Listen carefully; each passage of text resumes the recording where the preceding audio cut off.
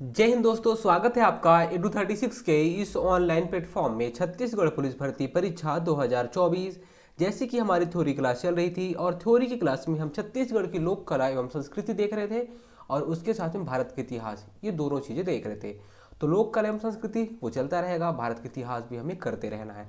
तो भारत के इतिहास में लास्ट क्लास में हमने क्या क्या चीज़ें देखी थी, पहले थोड़ा सा उसको देख लेते हैं, फिर नई क्लास को स्टार्ट करेंगे। लास्ट क्लास में हमने देखा था भारत के इतिहास को तीन भागों में डिवाइड किया गया था। कौन कौन से भाग थे वो? प्राचीन भारत का इतिहास और मध्यकालीन भारत का इतिहास और आधुनिक भारत का इतिहास। मध्यकालीन भारत का इतिहास और आधुनिक कालीन भारत का इतिहास, ये तीन भाग में हमने इतिहास को डिवाइड किया। फिर हमने क्या देखा कि प्राचीन भारत के इतिहास से शुरू करेंगे इतिहास को। मध्यकालीन भारत का इतिहास बिल्कुल नहीं पढ़ेंगे क्योंकि यहाँ से क्वेश्चन नहीं बनता है। आधुनिक भारत के इतिहास से क्वेश्चन बनता है, इसे बाद में पढ़ेंगे। पहले प्राचीन भारत का इतिहास पढ़ते हैं। तो इतिहास को हम जानेंगे कैसे? पुराने टाइम में, अभी से कब की बात हो रही है? अभी से लगभग 4000-5000 साल पहले की बात हो रही है। 4000-5000 साल पहले की बात हो रही है। इन चीज़ों को जानेंगे कैसे? इनके जानकारी का स्रोत क्या रहता है? इनकी जानकारी के स्रोत के लिए हमने क्या देखा कि इन्हें जानने के लिए हमने देखा कि उस टाइम के, पुराने टाइम पे धार्मिक चीज़ें ज़्यादा हो रही थी। कहीं ना कहीं भगवान पे लोग डिपेंड रह रहे थे। तो जितनी भी चीज़ें थी, जितनी प्राकृतिक चीज़ें थी, उससे कहीं ना कहीं आस्था देखा जाता था। जैसे आज के टाइम में भी देखेंगे, आदिवासी जो कल्चर होता है वहाँ पे हर चीज़ों की पूजा की जाती है। आज के टाइम में भी हम पत्थर की पूजा करते हैं, पेड़ पौधे की पूजा करते हैं, मिट्टी की पूजा करते हैं, जल की पूजा करते हैं। जितनी भी नेचुरल चीज़ें रहती हैं सबकी पूजा की जाती है। तो पुराने टाइम में भी यही होता था। तो धार्मिक जो ग्रंथ रहते हैं, धार्मिक ग्रंथों से हमने देखा कि उस टाइम पे क्या चीज़ें हो रही थी। पुराने टाइम की बात हो रही है, प्राचीन इतिहास की बात हो रही है। तो जो धार्मिक ग्रंथ लिखे गए थे वहाँ से हमें प्राचीन भारत के इतिहास को समझने में हेल्प मिलेगी। देखिए, अभी प्राचीन भारत का इतिहास हम पढ़ना स्टार्ट करेंगे, लेकिन वो हमें जानकारी मिला कैसे? जो प्राचीन भारत के इतिहास को सीखा, जाना, वो जानेंगे कैसे? तो उसकी चीज़ें, जो स्रोत है वो जानने के, वो अभी हम देख रहे हैं। और ये देखिए, अगर आप ये स्रोत देख लेंगे कि कैसे जाना है हमने, तो कहीं ना कहीं आपका जो प्राचीन भारत का इतिहास है उसका ओवरव्यू मिल जाएगा। और यहाँ से एक से दो क्वेश्चन तो डेफिनेटली बनने वाले हैं, क्योंकि आप एक तरीके से पूरा प्राचीन भारत के इतिहास को ही पढ़ डाल रहे हैं। ठीक है, तो जानकारी के स्रोत बहुत इंपॉर्टेंट रहते हैं। धार्मिक ग्रंथ, उसके बाद हमने क्या देखा था? ऐतिहासिक ग्रंथ। धार्मिक ग्रंथ में हमने क्या देखा था कि वेद लिखे जाते हैं, ब्राह्मण लिखे जाते हैं, पुराण लिखे जाते हैं, आरण्यक लिखे जाते हैं, उपनिषद लिखे जाती है, सारी चीज़ें धार्मिक ग्रंथ में आती हैं। फिर ऐतिहासिक ग्रंथ। ऐतिहासिक ग्रंथ में क्या, उस टाइम पे कुछ कुछ लोग रहते हैं जो कि किताबें लिखा करते हैं। जो भी किताबें लिखी जाती हैं उससे उस टाइम में क्या चीज़ें चल रही थी वो हमें जानने में मदद मिलती है। उसे हमने क्या बोल दिया? ऐतिहासिक ग्रंथ बोल दिया। उसके बाद उस टाइम पे अभिलेख लिखे जाते थे। लेख, अभिलेख। अभिलेख कैसे? कहीं पे अगर लोहा मिला है, लोहे पे कोई भी चीज़ को आप लिख दोगे, पत्थर पे कोई भी चीज़ों को लिख दोगे तो बहुत टाइम तक लिखा रहता है। तो जो अभिलेख है, स्तंभ लेख है, उस टाइम से अगर जो चीज़ें लिखी हुई है वहाँ से हमें पता चल जाता है कि कौन से टाइम की है, क्या क्या चीज़ें चल रही थी। तो अभिलेखों से हमें प्राचीन काल के बारे में जानकारी मिलती है ना। इसे हम बोलते हैं पुरातात्विक साक्ष्य बोलते हैं। पुरातात्विक साक्ष्य के कारण हमें प्राचीन इतिहास की जानकारी मिलती है। और इसके बाद लास्ट था विदेशी यात्री का विवरण। विदेशी यात्री का विवरण। विदेशी यात्री का विवरण कैसे? बहुत सारे लोग उस टाइम पे भी घूमने आते थे। तो ऐसे कोई लोग, कोई अरबी के लोग आ गए, कोई चीनी के लोग आ गए, कहीं यूनानी लोग आ गए। तो बहुत सारे देशों के लोग जब भारत आया करते थे उस टाइम पे क्या क्या चीज़ें चल रही थी उन लोग लिखते थे। तो वहाँ से भी हमें प्राचीन भारत में हमारे में क्या क्या चल रही थी वहाँ से हमें पता चल जाती है। तो चार चीज़ों से हमने देखा था कि हमें प्राचीन भारत के इतिहास को समझने में, जानने में हेल्प मिलती है। अब हम देखते हैं धार्मिक ग्रंथ। हमने क्या देखा था? धार्मिक ग्रंथ। धार्मिक ग्रंथ कहीं ना कहीं धर्म से रिलेटेड रहेगा। धार्मिक ग्रंथ, धार्मिक ग्रंथ सबसे पहला क्या था? वेद सबसे पहले लिखित है। वेद का मतलब होता है ज्ञान। वेद लिखे गए थे। वेद कितने टाइप के थे? चार टाइप के वेद थे। इसमें से ये हो गए चार टाइप के, मान लीजिए, वेद। कौन कौन से वेद थे? ऋग्वेद, यजुर्वेद, या फिर हम लोग पहले इसको लिख देते हैं सामवेद, है ना। सामवेद, यजुर्वेद और अथर्ववेद, 4 वेद थे। अथर्ववेद, ये 4 वेद हो जाते हैं। ऋग्वेद होता क्या है उस टाइम पे ऋषि मुनि लोग जो रहते थे वो मंत्र लिख दिया करते थे। देखिए, प्राकृतिक चीज़ों की पूजा हो रही है तो कहीं ना कहीं अभी भी हम लोग मंत्र बोलते हैं, उस टाइम में भी ऋषि मुनि लोग मंत्र लिख दिया करते थे। तो उस टाइम पे जो मंत्र लिखा जाया करते थे, जो मंत्र लिखते थे उसे हम क्या बोलते थे, ऋचा बोलते थे। क्या उस टाइम पे जो ऋषि मुनि लोग मंत्र लिखते थे उसे हमने बोला क्या, ऋचा। तो कुल कितने ऋचाएँ हैं, तो 10,462 मंत्र या ऋचाएँ हैं। लिखा कौन, ऋषि मुनि लोग लिखते हैं। सबसे प्राचीन वेद अगर पूछा जाए तो वो ऋग्वेद है, सबसे प्राचीन वेद ऋग्वेद है। सबसे नवीन वेद बोला जाए तो अथर्ववेद। ठीक है, एक सीक्वेंस है इन लोग का। सबसे पहले ऋग्वेद लिखा जाता है और सबसे बाद में अथर्ववेद लिखा जाता है। लिखता कौन है, इसको कौन लिखते हैं, ऋषि मुनि लोग लिखते हैं, ऋषि मुनि लोग लिखते हैं। लेकिन इतने भी वेद रहते हैं, इसको संकलित कौन करता है, सारे वेदों को संकलित करते हैं महर्षि द्वैपायन वेद व्यास। कौन, महर्षि द्वैपायन वेद व्यास जी इसे संकलित करते हैं। तो वेदों के संकलनकर्ता कौन कहलाते हैं, वेद व्यास जी वेदों के संकलनकर्ता कहलाते हैं। अब देखिए, मंत्र कितने लिखे गए, 10,462 मंत्र लिखे गए। इन 10,462 मंत्रों को हमने सुक्ति में डिवाइड किया। मतलब जो मंत्र है उसमें से जब कुछ कुछ ऐसे मंत्र होते हैं जो बहुत अच्छे होते थे तो उन्हें डिवाइड कर दिया गया, उनका एक ग्रुप बना दिया गया। तो इन्हें क्या बोला हमने, सुक्ति बोला। कुल कितने सूक्त लिखे गए थे उस टाइम पे, 1028 सूक्त लिखे गए थे। कितने, 1028 सूक्त लिखी गई थी। उसके बाद ये 10 मंडलों में इसे डिवाइड किया गया था। 10 मंडल मतलब यही 10 मंडल में 1028 सूक्ति आएंगी और यही 1028 सूक्तियों में सारे मंत्र आएंगे। ठीक है, 10 मंडल मतलब जैसे हमारा एक बुक हो जाता है, उसी बुक में कितने पार्ट हो जाते हैं तो पार्ट को हम बोल सकते हैं मंडल। चीज़ें क्लियर हो गई। अब कुछ कुछ चीज़ें और आपको याद रखनी थी।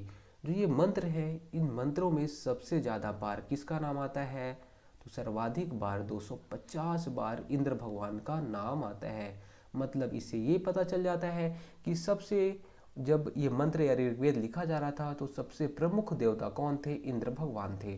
उसके बाद अग्नि, अग्नि देवी का नाम आता है और इनका नाम कितनी बार आता है, तो 200 बार इनका नाम आता है। जो ये मंत्र होता है इसको पढ़ने वाले क्या कहलाते थे, तो ऋग्वेद में जो मंत्र रहते थे उसे पढ़ने वाले हम बोलते थे उसे होत्री। क्या बोलते थे, होत्री बोलते थे। इतनी चीज़ें ही बस आपको याद रखनी थी ऋग्वेद के बारे में। ठीक है, और जो ये मंडल थे, मंडल के बारे में भी 2-3 चीज़ें मैं वहाँ पे आपको बताया था। क्या क्या, कि जो थर्ड मंडल था, थर्ड या तीसरा मंडल, तीसरे मंडल में विश्वामित्र द्वारा जो गायत्री मंत्र आज भी हम बोलते हैं वो रचित किया गया था। कौन सा, गायत्री मंत्र, गायत्री मंत्र विश्वामित्र द्वारा जो रचित किया गया था। तो कौन से मंडल में है, ऐसे एग्जाम में क्वेश्चन पूछता है, कौन से मंडल में, तीसरे मंडल में गायत्री मंत्र के बारे में बात की गई है। फिर 9वें मंडल में, 9वें मंडल में हम देखा था क्या, सोम देवता के बारे में, सोम देवता के बारे में बात की गई है। और 10वां मंडल बहुत इंपॉर्टेंट है। 10वें मंडल में जो ये समाज को 4 भागों में बांटा गया था, ब्राह्मण, क्षत्रिय, वैश्य, शूद्र, ये जो 4 भागों में डिवाइड किया गया था, तो कौन से मंडल में इसके बारे में बात की गई, 10वां मंडल बताता है। इसे हम बोलते हैं चातुर्वर्ण्य समाज। चातुर्वर्ण्य समाज के बारे में कौन सा मंडल बताता है, तो 10वां मंडल। इतनी चीज़ें आपको ऋग्वेद के बारे में पता होनी चाहिए। बाकी सारी चीज़ जब हम ऋग्वेद या वैदिक काल पढ़ेंगे तो भी पढ़ेंगे, लेकिन अभी तो ओवरव्यू दे रहा हूँ आपको। उसके बाद सामवेद आता है। ऋषि मुनि लोग बोलते हैं कि ऋग्वेद में तो नॉर्मली कहानी टाइप का मंत्र बोल देते हैं तो मज़ा आ नहीं रहा है, अब हम संगीत के रूप में जो मंत्र है थोड़ा गा गा के बोलेंगे तो मज़ा आएगा। तो जो मंत्र रहते हैं उसको संगीत के रूप में बोलना स्टार्ट कर देते हैं। कब, सामवेद में। ठीक है, तो संगीत की शुरुआत आप बोलोगे कब होती है, तो सामवेद में होती है। संगीत का जनक कौन सा वेद, सामवेद कहलाता है। इस मंत्र को बोलता कौन था, उद्रात्री। कौन, उद्रात्री। देखिए, ऋग्वेद को कौन बोलता था, होत्री बोलते थे, और सामवेद के जो ऋषि मुनि लोग जो बोला करते थे उसे बोलते थे उद्रात्री। उसके बाद यजुर्वेद, यजुर्वेद में कौन बोला करता था इस मंत्र को, तो उसे अधर्वी लोग बोलते थे। क्या, अधर्वी, अब देखिए यहाँ पे क्या होता था, गद्य के रूप में, इसमें पद्य के रूप में। पद्य के रूप में मतलब ये होता है कि कहीं ना कहीं उसे कहानी, कविता के रूप में, और गद्य मतलब कहानी के रूप में। तो यजुर्वेद में बोला जाता है कि चलो यार मिक्स कर देते हैं, कभी कभी जब मन करेगा तो कविता के रूप में बोलेंगे, कभी कभी मन करेगा तो कहानी के रूप में मंत्र को बोलेंगे। तो गद्य एवं पद्य दोनों रूप में यजुर्वेद को बोला जाता है, गद्य एवं पद्य दोनों रूप में यजुर्वेद को बोला जाता है।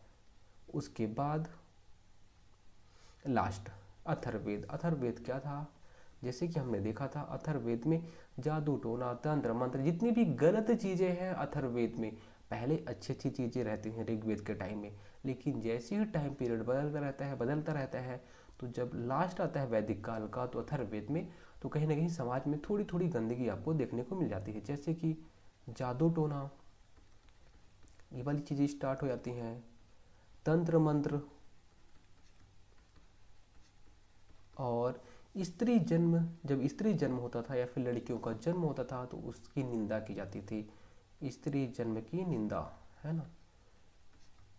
तो ये कुछ कुछ चीज़ें हैं जो कि अथर्ववेद में स्टार्ट होती हैं, बस हमको इतना ही याद रखना था। उसके बाद ब्राह्मण की रचना होती है।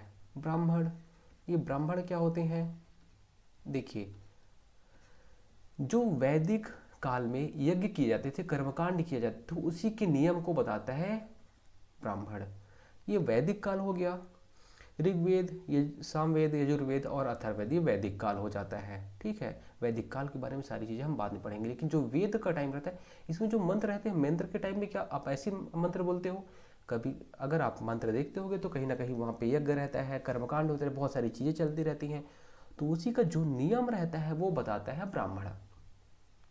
तो यज्ञ एवं कर्मकांड के जो नियम रहते हैं उसे कौन बताता है, वो ब्राह्मण में बताया गया है। अभी जो वेद रहते हैं, आपने ये 4 वेद देखे हैं, इन वेदों को समझने के लिए वेदांग की रचना की जाती है। किसकी, वेदांग की रचना की जाती है।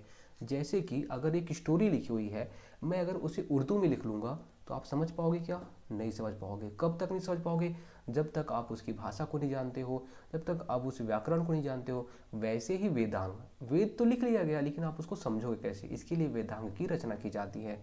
तो वेदांग के कुल कितने भाग रहते हैं, 6 भाग रहते हैं। कौन कौन से भाग रहते हैं, शिक्षा, कल्प, ये सारी चीज़ों से ही आप वेदांग समझ पाओगे। अगर ये चीज़ें आती हैं तभी आप वेदांग को समझ पाओगे, मतलब सॉरी वेद को समझ पाओगे। ये वेदांग होते हैं, शिक्षा, कल्प, व्याकरण, निरुक्त, छंद, ज्योतिष, है ना, निरुक्त, छंद, ज्योतिष, छंद, ज्योतिष, इतनी चीज़ें थी, 6 अंग थे। यहीं से हमने क्या देखा कि वेद को समझना है तो हमें वेदांग को समझना पड़ेगा। इसके अलावा पुराणों की रचना होती है। पुराण क्या होते थे, आज के टाइम में भी पुराण बोले जाते हैं। आपने सुना होगा, आपके गली मोहल्ले घर के आसपास में पुराण होते रहते हैं। लोग बोलते हैं ना, चलो यार पुराण सुन के आते हैं। क्या होता है वहाँ पे, कथा रहता है, वो कथा रहता है, एक्चुअल में कथा रहता है, कथे को सुनाते रहते हैं। अब कथा कैसे, देखिए ऐसा कुछ जो भी इमेजिनेशन है या रियल है ये तो हमें नहीं पता, लेकिन भगवान से रिलेटेड चीज़ें रहती हैं उसको कथा के रूप में सुनाया जाता है। देखे होंगे कि पंडित लोग या फिर कुछ कुछ लोग रहते हैं जो कि कथा को सुनाते हैं। यही कथा को कौन लिखता है, ये पुराणों की रचना कौन करता है, तो कौन करता है, लोमहर्ष। लोमहर्ष, और इसके जो पुत्र रहते हैं कौन, उग्रश्रवा। उग्र, ये ग है, ठीक है, उग्र श्रवा, ये दोनों लोग मिलके पुराणों की रचना करते हैं। पुराणों की संख्या कुल कितनी है, पुराणों की संख्या 18 है। सबसे प्राचीन पुराण पुराण कौन सा है, तो मत्स्य पुराण सबसे प्राचीन, मतलब सबसे पहले कौन सा पुराण लिखा गया था, तो मत्स्य पुराण लिखा गया था। सबसे प्राचीन पुराण कौन सा, मत्स्य पुराण, आपको याद रखना है। उसके बाद आज की क्लास में हम क्या देखने वाले हैं, पहले उसका ओवरव्यू ले लेते हैं, उसके बाद हम क्लास को शुरू करेंगे। क्या क्या, अभी हम किसकी बात कर रहे हैं, धार्मिक ग्रंथ की ही बात कर रहे हैं। धार्मिक ग्रंथ ऑलमोस्ट हमारे कंप्लीट हो चुके हैं, बस कुछ कुछ और धर्म, जैसे कि आपने नाम सुना होगा बौद्ध धर्म। उस टाइम पे गौतम बुद्ध से रिलेटेड चीज़ें होती रहती थी। गौतम बुद्ध रहते हैं, बहुत सारे क्या बुक लिखी जाती थी, किताबें लिखी जाती थी, साहित्य लिखे जाते थे। तो बौद्ध साहित्य जो लिखे गए हैं, जैसे कि जातक लिखा गया है, त्रिपिटक लिखा गया है, ये सारी चीज़ें आपको आज भी पता चलेंगी और जब हम लोग बौद्ध धर्म पढ़ेंगे उस टाइम पे भी पता चलेंगी। मतलब बार बार चीज़ें आपकी आंखों के सामने से उजरती जाएंगी और आप ऐसे ही जब ऐसे पढ़ते जाओगे तो आपको याद होता जाएगा। टेंशन नहीं लेना है, आराम से, एकदम आराम से, इत्मीनान से बस आप पढ़ते जाइए, पढ़ते जाइए, पढ़ते जाइए, याद होती जाएंगी चीज़ें। बौद्ध धर्म, जो बौद्ध साहित्य लिखे गए थे, जैसे इसमें जातक, त्रिपिटक, ये सारे साहित्य लिखे गए थे। कब ये धार्मिक ग्रंथ है और प्राचीन काल को हमें समझने में बौद्ध साहित्य भी हेल्प करता है। ऐसे ही जैन साहित्य भी लिखे जाते हैं, जैसे कि कल्पसूत्र और भगवती सूत्र। ठीक है, ये ऐसे ही जैन साहित्य भी लिखे जाते हैं। तो इन सारी चीज़ों से भी हमें प्राचीन भारत के इतिहास को समझने में हेल्प मिलती है। उसके बाद ऐतिहासिक ग्रंथ, है ना, धार्मिक ग्रंथ हो गए। हमने फिर दूसरा क्या देखा था, ऐतिहासिक ग्रंथ। ऐतिहासिक ग्रंथ, ऐतिहासिक ग्रंथ का मतलब क्या होगा कि उस टाइम पे कौन सी किताबें लिखी जाती थी। किताब, कोई कोई लोग होशियार रहते थे उस टाइम भी, आज भी हैं। जो पढ़ा लिखा रहेगा वही तो किताब लिख पाएगा। तो बहुत सारे लोग रहते हैं जो पढ़े लिखे रहते हैं, वो किताब लिखते हैं। उन्हीं किताबों से हमें उस टाइम पे चीज़ें क्या चल रही थी, क्या हो रहा था, वो हमें समझने में, जानने में मदद मिलती है। जैसे कि अर्थशास्त्र किताब हो गई। अर्थशास्त्र किताब ये कौन लिखते हैं, कौटिल्य लिखते हैं। वैसे ही राजतरंगड़ी हो गई, राजतरंगड़ी, ऐसे ही चचनामा हो गया। तो बहुत सारी किताब लिखी जाती हैं। इन सारी किताबों का मकसद क्या रहता है, मकसद ये रहता है कि हमें प्राचीन भारत के इतिहास को समझने में मदद मिल रही है बस। ठीक है, तो कौन कौन सी किताबें लिखी जाती हैं, चीज़ें हम पढ़ेंगे। यहाँ से एक क्वेश्चन बनता है और इन किताबों का बार बार उल्लेख कब किया जाएगा, जब हम, जैसे कि अगर अर्थशास्त्र को आप पढ़ेंगे, अर्थशास्त्र लिखा किसने, कौटिल्य ने लिख दिया। अब कौटिल्य ने लिख दिया तो इससे जानकारी क्या मिलेगी, मौर्य साम्राज्य के बारे में जानकारी मिलेगी। अब हम लोग जब मौर्य साम्राज्य पढ़ेंगे तो मौर्य साम्राज्य में भी फिर से अर्थशास्त्र का नाम आएगा, कौटिल्य का नाम आएगा, है ना। तो अभी हम केवल ये देख रहे हैं कि हमें जानकारी कैसे मिलती है, बस आपको इतना ही पता रखना है। उसके बाद अभिलेख, अभिलेख या पुरातात्विक साक्ष्य, अभिलेख या पुरातात्विक साक्ष्य, इसमें क्या आता है, कहीं पे स्तंभ लेख मिल गया। स्तंभ लेख मतलब कहीं पे बिल्डिंग है, उसमें कुछ कुछ लिखा हुआ है, तो हमने क्या बोल दिया, इसे स्तंभ लेख हो गया। अभिलेख हो गया, अभिलेख क्या, कुछ धातु की चीज़ें हैं, उसमें क्या किए, उसमें जैसे खुदाई करते हैं, उसका लिख देते हैं चीज़ों को एकदम। देखिए पुरानी जो चीज़ें रहती हैं, अगर आपके पास होंगी या फिर आपके आसपास कहीं पे चीज़ें होंगी, आप देखोगे तो वहाँ बहुत अच्छे से लिखा है, बहुत अच्छे अच्छे कारीगर हुआ करते थे, आज तक चीज़ें मिटी नहीं है ना। तो अभिलेख मतलब वो जो धातु की चीज़ें रहती थी उसमें लिख देते थे, पत्थर में लिख देते थे, वो अभिलेख हो जाता है। उसके बाद लास्ट था हमारा मुहर या मन के, है ना। मुहर मतलब जैसे सिक्के हो गए, सिक्के में लिख दिए कि हाँ हाँ यहाँ पे ये हो गया, किसका, गाय का चित्र हो गया, फिर मतलब जिसके भी चित्र आप बनाना चाह रहे थे, उसका मतलब ये होता था कि हाँ यार इस टाइम पे ये जानवर या ये जीव जंतु फेमस था। अगर पेड़ पौधे के बना दिए मतलब कहीं ना कहीं पेड़ पौधे की पूजा की जाती थी, तो ये से ये पता चलता था। अगर किसी राजा का चित्र बना दिए तो पता चल जाता था कि ये उस टाइम का सिक्का है, इसमें ये जो सिक्का है इसमें उस टाइम पे राजा ये हुआ करता था। तो हमें मुहर जो रहते थे, मुहर से भी हमें प्राचीन भारत के इतिहास को समझने में मदद मिलती है। उसके बाद लास्ट है विदेशी यात्री, विदेशी यात्री। विदेशी यात्री क्या, कोई अरब से आ गया, कोई चीन से आ गया, कोई यूनान से आ गया, यूनान से आ गया। तो ये जो बाहर बाहर के जो यात्री आए थे, इन लोग भी बोलते थे चलो यार अपना ज्ञान बांट देते हैं। तो कुछ कुछ चीज़ें रहती थी अपनी किताबों में लिख लिए, लिख दिए और फिर जाके अपने अपने देश चले गए। तो वहाँ पे एक किताबें जो रहती संरक्षित रहती थी, तो उससे हमें अपने प्राचीन भारत के इतिहास को जानने में मदद मिलती है। जैसे चीन में मान लीजिए, चीन का यात्री आया, फेनसोंग फायान आया, ठीक है। हमारे छत्तीसगढ़ भी आया था फेनसोंग, है ना। कब आया था, महाशिवगुप्त बालार्जुन के टाइम पे आया था, जब सिरपुर मंदिर बन रहा था उस टाइम पे। तो ये आया था, आया यहाँ पे था कुछ टाइम, फिर चला गया था। जब ये चला गया था तो चीन में अब इसकी जो किताबें हैं, जो इसके साक्ष्य वो रखे हुए थे। अभी भी कब के टाइम पे आया था, बहुत पुराने टाइम पे आया था, लेकिन अभी वो साक्ष्य है, उससे हमें ये पता चला कि वेनसोंग आया हुआ था, है ना। कौन राजा था, महाशिवगुप्त बालार्जुन के बारे में कौन जानता बताइए, अगर ये बताते नहीं या फिर जो साक्ष्य मिलते नहीं तो हमें जो विदेशी यात्री आए हुए थे उनसे जो साक्ष्य मिलते हैं उससे हमें प्राचीन भारत के इतिहास को जानने में मदद मिलती है। बस आपको इतना ही याद रखना है कि क्या क्या चीज़ें हैं जिससे हमें प्राचीन भारत के इतिहास को समझने में मदद मिलेगी। देखिए, आपको पर्पस पता होना चाहिए। पर्पस क्या है हमें ये सारी चीज़ें पढ़ने का? हमें प्राचीन भारत को समझना है, प्राचीन भारत को पढ़ना है, और प्राचीन भारत को पढ़ना है तो हमें पता होना चाहिए कि हम जानेंगे कैसे प्राचीन भारत को। तो हमने क्या देखा, पहला तो धार्मिक ग्रंथ देखा। धार्मिक ग्रंथ में ऋग्वेद, वेद, आरण्य की सारी चीज़ें लिखी जाती है, उसे हमने बोला धार्मिक ग्रंथ। धार्मिक ग्रंथ, फिर उसमें आज हम जो पढ़ने वाले हैं वो बौद्ध और जैन जो साहित्य लिखे जाते हैं उसके बारे में। फिर ऐतिहासिक ग्रंथ जो लिखे जाते हैं उसके बारे में देखेंगे कि कौन कौन सी किताबें लिखी गई और उससे क्या पता चलता है। और बहुत सारी इंपॉर्टेंट आपको किताबें मिलने वाली हैं, और यहाँ से क्वेश्चन आया हुआ है, आपके 2018 के पेपर में क्वेश्चन आया हुआ है, वो सारी चीज़ें भी आपको पता चलेंगी। फिर अभिलेख या पुरातात्विक साक्ष्य जो मिले हैं वहाँ से हमें प्राचीन भारत के इतिहास को समझने में मदद मिलती है। तो इस समय अभिलेख, मुहर, सारी चीज़ मिलती हैं। फिर विदेशी यात्री आते हैं, इन लोग भी कुछ कुछ अपना ज्ञान अर्जित करते हैं और चले जाते हैं, फिर वहाँ से भी हमें मदद मिलती है। चलिए आज हम जो पढ़ने वाले हैं उसकी बात करते हैं। बहुत टाइम हो गया।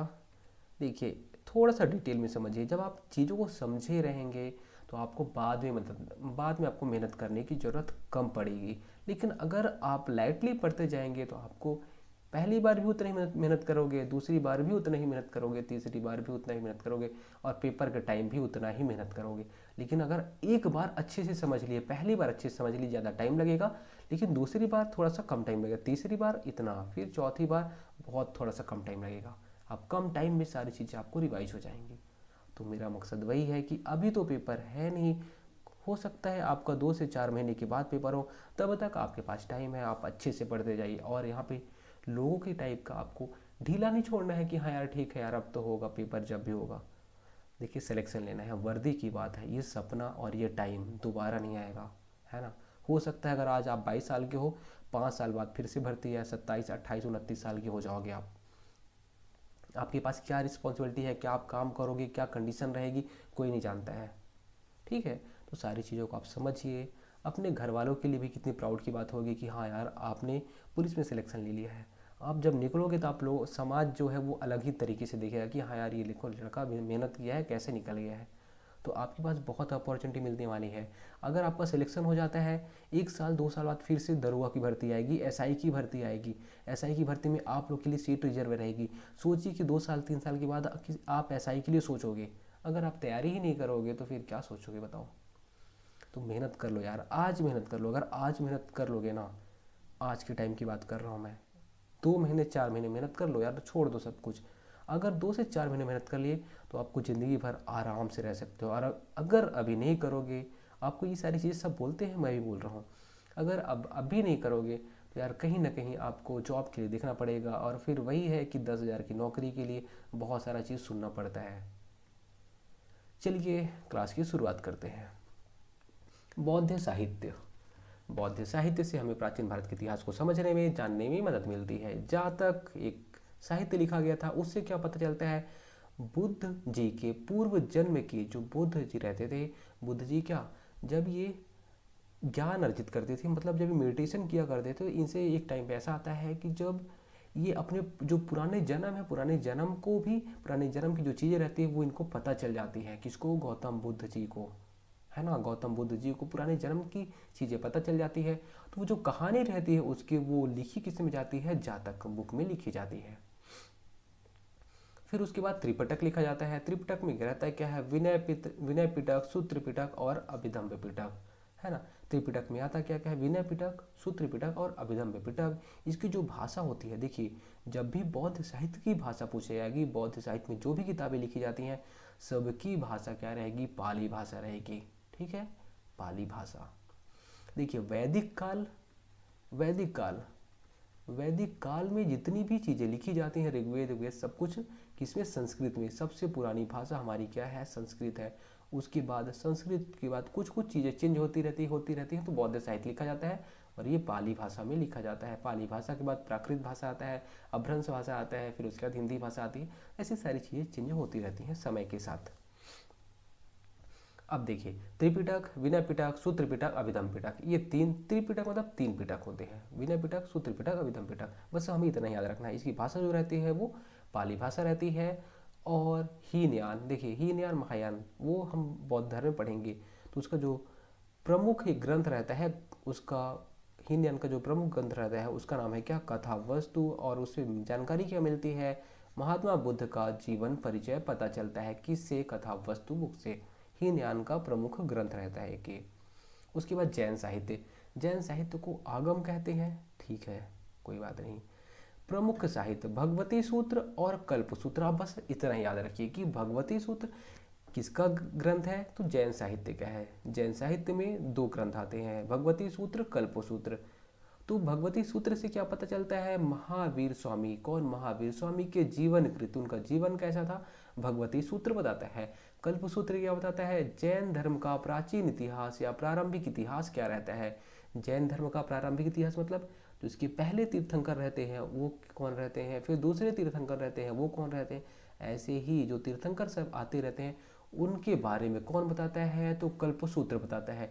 लेकिन महावीर स्वामी के बारे में कौन बताता है, भगवती सूत्र बताता है। बस, और ये चीज़ें आपको नहीं पता रखनी है।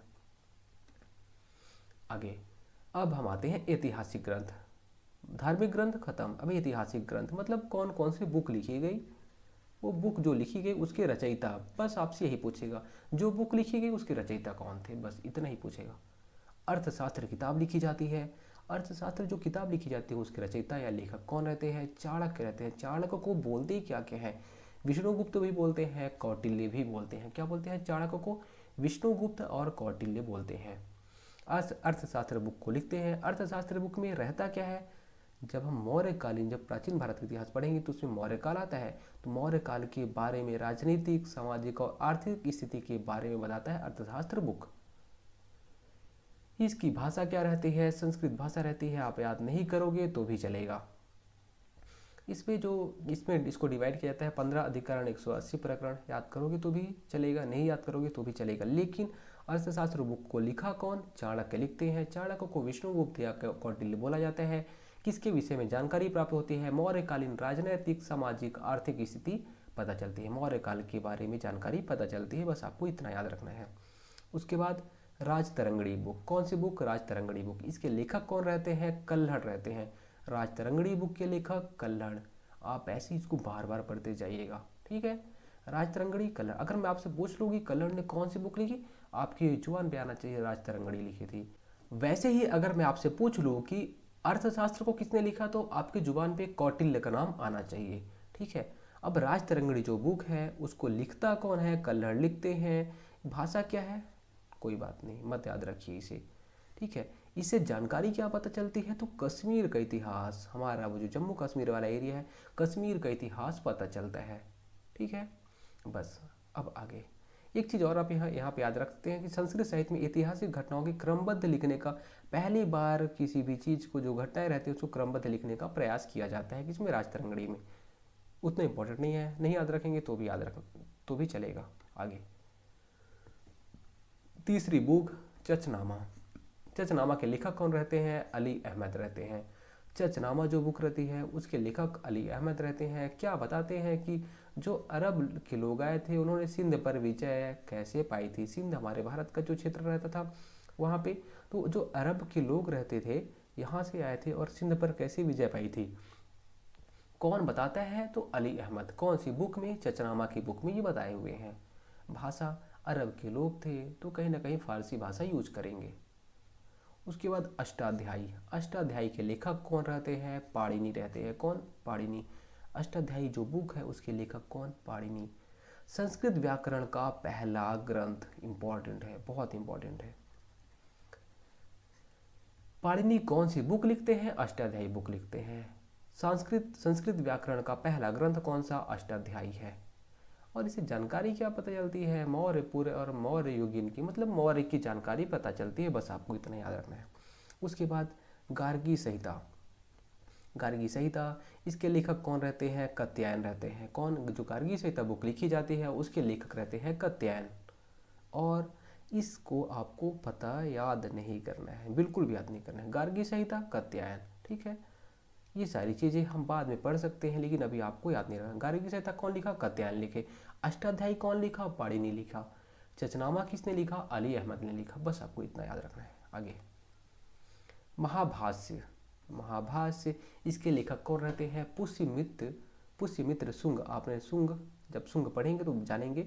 उसके जो पुरोहित रहते हैं पतंजलि, पतंजलि वही जिसको अभी बाबा रामदेव प्रचार प्रसार करते रहते हैं कुछ कुछ प्रोडक्ट बेच के, वही पतंजलि।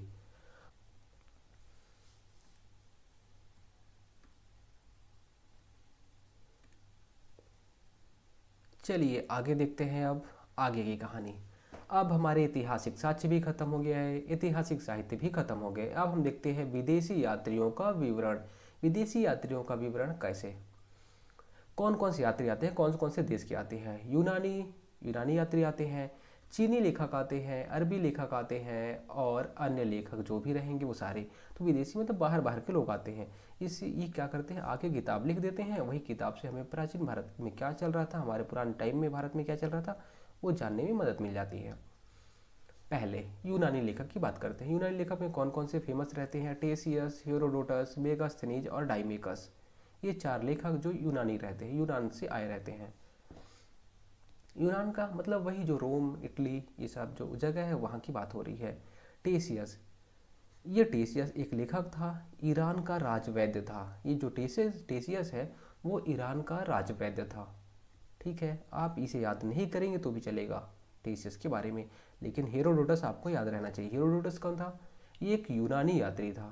पहला क्वेश्चन क्या पूछेगा कि हेरोडोटस कौन था? तो ये एक यूनानी यात्री या यूनानी लेखक था। ठीक है, हेरोडोटस ये करता क्या है? ये एक पुस्तक लिखता है जिसका नाम रहता है हिस्टोरिका। हिस्टोरिका बुक लिखता है, और हेरोडोटस को इतिहास का पिता कहा जाता है, फादर ऑफ हिस्ट्री किसे बोला जाता है? हेरोडोटस का बोला जाता है। ये कौन सी बुक लिखता है? तो हिस्टोरिका बुक लिखता है। उसके बाद है मेगास्थनीज। मेगास्थनीज के बारे में देखते हैं। ये क्या रहता है? सेल्यूकस निकेटर का राजदूत रहता है। सेल्यूकस निकेटर का राजदूत कौन? मेगास्थनीज। सेल्यूकस निकेटर आता कब है? देखिए मौर्यकालीन टाइम की बात हो रही है। जब हम लोग मौर्यकालीन पढ़ेंगे तब हमें समझ में आएगा कि सेल्यूकस निकेटर के बारे में और अच्छे से जानेंगे। सेल्यूकस निकेटर का राजदूत मेगास्थनीज रहता है। इसकी बुक के बारे में बस आप जान के रखिए। इसकी बुक का नाम क्या रहता है? इंडिका बुक लिखता है। कौन सी बुक? इंडिका बुक लिखता है। इंडिका बुक से मौर्यकालीन व्यवस्था की जानकारी पता चलती है। बस, बाकी इसे आप याद मत रखिए, इसे हम मौर्य टाइम पे याद करेंगे। बस आपको याद क्या करना था कि मेगास्थनीज आता है, सेल्यूकस निकेटर का राजदूत रहता है, मौर्य काल के टाइम पे आता है, और ये बुक कौन सा लिखता है? तो इंडिका बुक लिखता है। कौन सी बुक? इंडिका बुक लिखता है। कौन लिखता है? तो मेगास्थनीज लिखता है। फिर डाइमेकस। डाइमेकस सीरियन नरेश अंत्योकस का राजदूत। किसका? अंत्योकस का राजदूत। कौन? डाइमेकस। बिंदुसार के दरबार में आया था। ये भी हम जब मौर्य साम्राज्य पढ़ेंगे तो उसमें पता चल जाएगा। ठीक है, तो बिंदुसार के दरबार में कौन आया था? डाइमेकस आया था। डायनोसियस किसका राजदूत रहता है? फिलाडेल्फस का राजदूत रहता है, अशोक के दरबार में आया रहता है। तो ये सारी चीज़ें आप थोड़ा थोड़ा इसे पढ़ते रहिएगा। देखिए फैक्चुअल चीज़ है। अब देखिए डायनोसिस के बारे में आपको क्या ही समझाऊंगा, क्या समझाऊंगा बताइए? तो इसमें समझाने के लिए तो कुछ है नहीं, बस ये किसके दरबार में आया था। कभी कभी एग्जामिनर कुछ भी क्वेश्चन पूछ लेता है जो उसे नहीं पूछना चाहिए, कि अशोक के दरबार में आया था। बस ऐसा आपको याद रखना है कि डायनोसियस किसके? अशोक के दरबार में आया था। जब हम लोग अशोक पढ़ेंगे तो हमें ज़्यादा अच्छे से याद में आएगा, समझ में आएगा। डाइमेकस किसके दरबार में आया था? बिंदुसार के दरबार में आया था। फिर टॉलमी। टॉलमी भारत का भूगोल लिखता है। बस ये छोटा सा काम करता है। टॉलमी भारत का भूगोल नाम की एक पुस्तक लिखता है। फिर प्लिनी आता है। प्लिनी क्या लिखता है? नेचुरल हिस्ट्री नाम की बुक लिखता है। क्या? जो प्लिनी रहता है, प्लिनी नेचुरल हिस्ट्री नाम की एक बुक लिखता है। जो नेचुरल हिस्ट्री रहती है तो भारतीय वनस्पति और जीवों की जानकारी देता है। जो ये नेचुरल हिस्ट्री बुक रहती है, लिखता कौन है? प्लिनी लिखता है। और जो भारतीय वनस्पति या पेड़ पौधे रहते हैं और जीव जंतु रहते हैं उसकी जानकारी पता चलती है किससे? नेचुरल हिस्ट्री से। एक बार फिर से, डाइमेकस अंत्योकस का राजदूत। किसका? अंत्योकस का राजदूत डाइमेकस। बिंदुसार के दरबार में आया। डायनोसियस फिलाडेल्फस का राजदूत। बिल्कुल नहीं पूछेगा किसका राजदूत था। ठीक है, पूछेगा क्या, किसके दरबार में आया था। तो डायनोसियस किसके दरबार में आया था, इसको भी छोड़ काट दीजिए। ठीक है, डायनोसियस किसके दरबार में आया था, अशोक के दरबार में आया था। डाइमिकस बिंदुसार के दरबार में। टॉलमी भारत का भूगोल लिखता है। प्लिनी नेचुरल हिस्ट्री बुक लिखता है। भारतीय वनस्पति एवं जीवों की जानकारी देता है ये। पेरिप्लस ऑफ द इरिथ्रियन सी, कहीं ना कहीं समुद्र की बात हो रही है, सी की बात हो रही है, तो हमें जानकारी क्या मिलेगी, समुद्र की जानकारी मिलेगी। तो इससे पता क्या चलता है, भारतीय बंदरगाहों की जानकारी पता चलती है। इसके लेखक के बारे में पता नहीं चला है, लेकिन एक बुक है पेरिप्लस ऑफ द इरिथ्रियन सी। उसके बाद बस आपको और इससे ज़्यादा कुछ याद नहीं करना है, आगे चलते हैं। अब चीनी लेखक आते हैं, यूनानी लेखक के बाद चीनी लेखक की बात करते हैं। चीनी लेखक में फाहियान, संयुगन, वेनसोंग, ये चीनी लेखक आते हैं। आपके एग्जाम में क्वेश्चन क्या पूछेगा, सबसे पहले कौन सा चीनी लेखक या चीनी यात्री आया था, कौन आया था, फाहियान आया था। अब देखिए, उस टाइम पे जब ये फाहियान आया था तो राजा कौन था, उस टाइम पे गुप्त साम्राज्य की बात होती रहती है। गुप्त राजा चंद्रगुप्त द्वितीय रहते हैं। जब फाहियान आता है तो चंद्रगुप्त द्वितीय हमारे यहाँ के राजा रहते हैं। ठीक है, ये इसकी जो बुक है, बुक को याद नहीं करिएगा, चलेगा। उसके बाद इसे जानकारी क्या पता चलती है, क्या जानकारी पता चलती है, मध्य प्रदेश की समाज और संस्कृति के बारे में जानकारी देता है। और यही मध्य प्रदेश, हमारे छत्तीसगढ़ की भी बात हो रही है, मान लीजिए ये छत्तीसगढ़ हो गया, ये मध्य प्रदेश हो गया, तो हमारे छत्तीसगढ़ में भी ये आया रहता है। ठीक है, तो हमारे छत्तीसगढ़ में भी मतलब मध्य प्रदेश छत्तीसगढ़ सेम ही थे 2000 में, तो अभी तो चेंज हुए हैं ये 24 साल पहले। ठीक है, मध्य प्रदेश की जनता को खुशी एवं समृद्ध बताया, याद नहीं करोगे तो चलेगा। मध्य प्रदेश की समाज और संस्कृति के बारे में बताता है। बस आगे चलिए। संयुगन आता है, कब आता है जरूरी नहीं है। ठीक है, ये भी जरूरी नहीं है, बिल्कुल भी याद मत करिए। बस आप इतना ही याद करिए कि संयुगन चीनी यात्री था। कौन सा यात्री था, चीनी यात्री था संयुगन। बस आप इतना याद रखिए। वेनसोंग, देखिए जितनी चीज़ें मैं आपको छोटी छोटी चीज़ें छोटा छोटा और कर दे रहा हूँ, लेकिन आपको इतनी चीज़ें तो पता होनी ही चाहिए। वेनसोंग आया था कब से कब तक, 629 से लेके 645 इनो डोमिनी, मतलब 629 से लेके 629 ईस्वी पूर्व से लेके 645 ईस्वी पूर्व तक। कहाँ पे था ये, इंडिया में रहा था। कौन, वेनसोंग। वेनसोंग इसी के टाइम ये छत्तीसगढ़ भी आता है। छत्तीसगढ़ को बोलता क्या है, किया सलो बोलता है। क्या, किया सलो बोलता है। इसी के टाइम पे जब जब ये आता है उस टाइम पे महाशिवगुप्त बालार्जुन रहते हैं, मंदिर का निर्माण होता है, बहुत सारी चीज़ें आप छत्तीसगढ़ के इतिहास में भी पढ़ोगे, तब ये वेनसोंग का नाम आएगा। अब जब ये आता है तो भारत में कौन राजा रहता है, तो हर्षवर्धन भारत के उत्तरी क्षेत्र में राजा रहा करते हैं। कौन, हर्षवर्धन। ये कौन सी बुक रखते हैं, सीयू की बुक लिखते हैं। कौन सी बुक, सीयू की बुक लिखते हैं। सीयू की बुक में ही छत्तीसगढ़ को किया सलो कहा जाता है। हर्षवर्धन के टाइम पे आएंगे तो हर्षकालीन व्यवस्था की जानकारी पता चलेगी हमें। उसके अलावा नालंदा विश्वविद्यालय में ये क्या करते हैं, पढ़ते हैं, पढ़ाते हैं, अध्ययन का काम भी करते हैं और अध्यापन का भी काम करते हैं। कई बार क्वेश्चन पूछ लेता है कि जब ये वेनसोंग आया हुआ था तो उस टाइम पे प्राचार्य कौन थे, प्रिंसिपल कौन थे। आचार्य शीलभद्र उस टाइम पे प्रिंसिपल थे। किसके, नालंदा विश्वविद्यालय के। नालंदा विश्वविद्यालय में कौन पढ़ा था पूछ लेता है, तो वेनसोंग नालंदा विश्वविद्यालय में पढ़ाई किया था। फिर इत्सिंग आता है। इत्सिंग कौन रहता है, एक चीनी यात्री और अनुवादक रहता है। ठीक है, बस कुछ मत पढ़िए, ये इसको छोड़ दीजिए, कोई ज़रूरत नहीं है इसको पढ़ने की। चीनी यात्री रहता है कौन, इत्सिंग। बस आप इतना ही पढ़िए। अब आपको क्रम याद होना चाहिए। सबसे पहले कौन आता है, फाहियान आता है, फिर संयुगन आता है। तो आपसे पूछेगा क्या, पहला चीनी यात्री जो भारत आया था कौन था, फाहियान था। लास्ट में कौन आया, इत्सिंग आया। बस इतना ही याद रखना है। आगे अरबी लेखक की बात कर लेते हैं। अरबी लेखक में कौन आते हैं, अलबरूनी आता है, इब्न बतूता है। कौन, अलबरूनी और इब्न बतूता। अलबरूनी कब आता है, देखिए अलबरूनी के बारे में जान लेते हैं। मोहम्मद गजनवी के साथ भारत आने वाला अरबी लेखक किसके टाइम के किसके साथ आता है? मोहम्मद गजनवी जब भारत में आक्रमण करता है, आपको पता होगा, हम इतिहास में बात करेंगे अगर आपको पता नहीं होगा तो भी।